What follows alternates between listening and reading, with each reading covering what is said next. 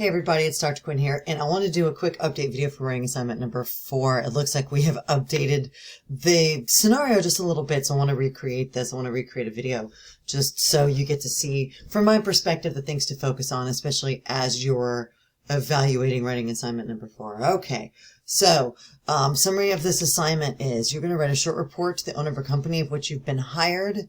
The length of this assignment's somewhere around 1,700-1,800 words on average, and single space. So the format of this is not going to be the way you normally format an APA paper. You could double space it, but you could also use like a web style formatting, more like a business block where it looks just like this, where it's not exactly single space, but it's just a little bit closer with the white gaps for visual breaks between paragraphs and no indents. So this is not APA style, but this is easy to read, and this is most reports to supervisors aren't usually printed out, and they're probably at this point in time going to be read electronically. So that's why it says single spaced here.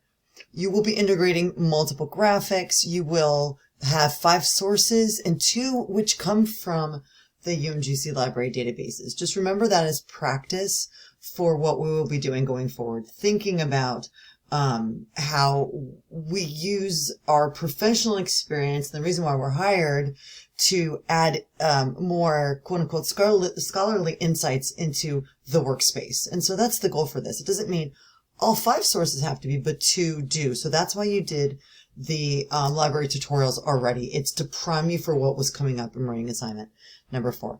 So it looks like you're working at Works and Suds. It is a place where it's sort of a mixture of an office and washing space.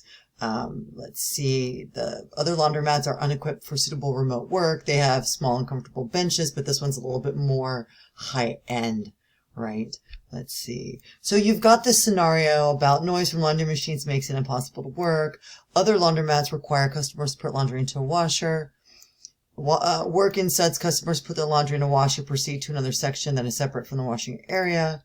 They've got all of the setup available for them to work with different kiosks, coffee bars, all of that. So we're blending 2 sort of business models together here. Okay, let's see. And there's also apps that connect them to customers so they can move from one part of the process to the next. Okay.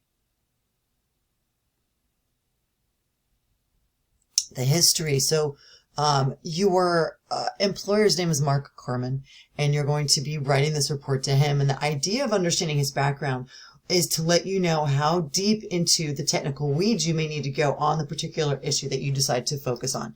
So if Mark took a couple courses at Montgomery College, but he did not graduate, he might not have the technical prowess that somebody with an IT, computer science, or cybersecurity degree would have. So if you're going to be focusing on those types of issues, what you can do is define terms as you go. And that's a way to really attend to your audience's backgrounds without being isolating or without sounding superior. It's all about how can you meet your audience's needs where they are. After you go through that different background about how he was inspired by his software engineer friend, we get a chance to see what the purpose and the goals of the business are. Okay, let's see. What you have noticed. So listen, there's a list of 50. I'm exaggerating a little bit, but there's a lot of issues at this business. You are not meant to fix them all. The goal with this assignment is to work within your, generally speaking, this will adapt to most students' degree fields. If you're in IT, there's lots of issues here for you. If you are a business management student, there are issues here for you. If you are working in you want to focus on industrial psychology and management, there are issues here that you can focus on. If you're in another major, say in the humanities, reach out to me. I have a humanities background. I can help you figure out which issues you want to focus on, but you're not going to focus on all of them. That's not going to allow you that deep dive that you're really going to want to take for this assignment, okay?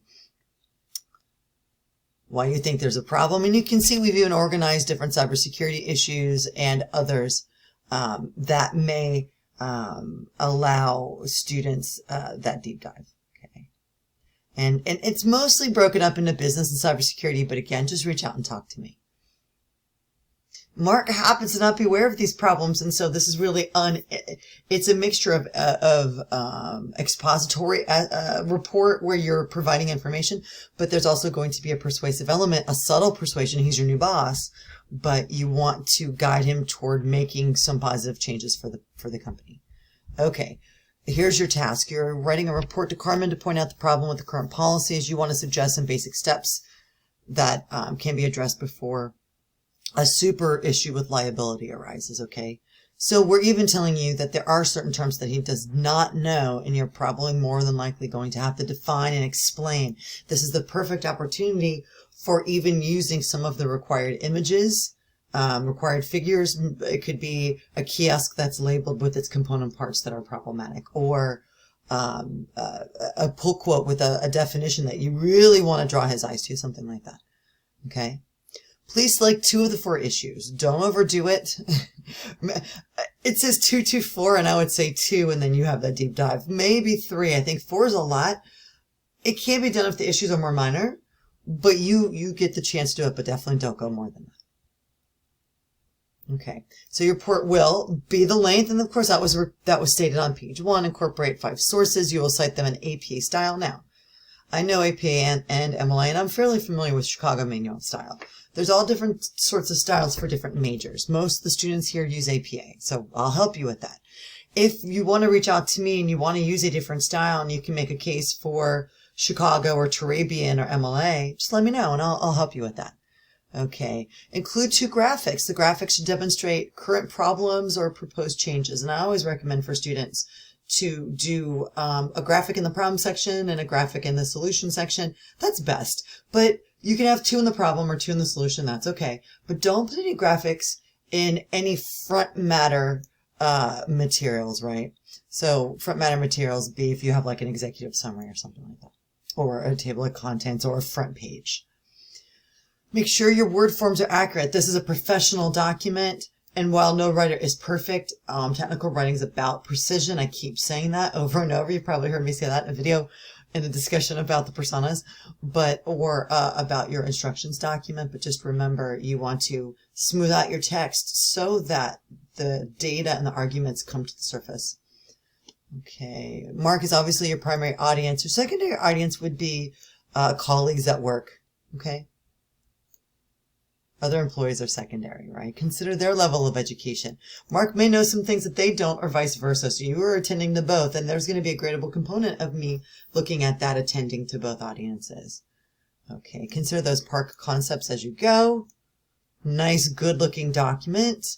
Signpost. You can do signals. You can say, in addition to point 1, there's also an issue with the kiosks, right? That's signals that we're moving to part 2. At the very bottom of this document, you're going to see here, these are the sections that I'll be looking for. A memo, an executive summary, the main report right here, problems and solutions, a conclusion section, probably a paragraph, and then your references. And I'm going to show you how you can set that up in Word. This is why I'm such a fan of Word. So give me 1 second. I'm going to pause this, and in just a moment, you're going to see a Word document. All right, so here we are. I've got all of the sections. I've just taken them from that document right into problems, suggested solutions, conclusion, references. And even you suggested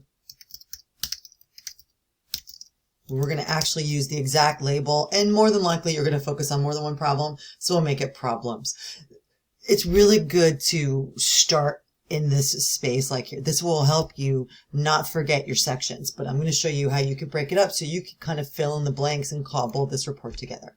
The memo should be on a page by itself. The memo is like an email, and the report is what would be attached to that email. So I always would recommend a student do a page break, so that once you write your memo is just a short 100, 150 word memo.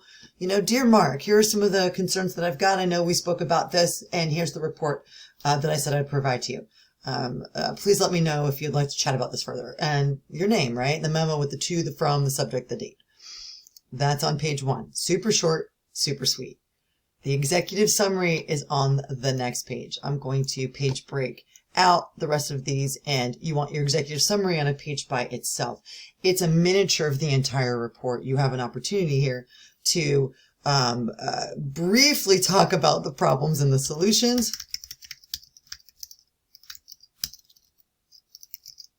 could spell correctly.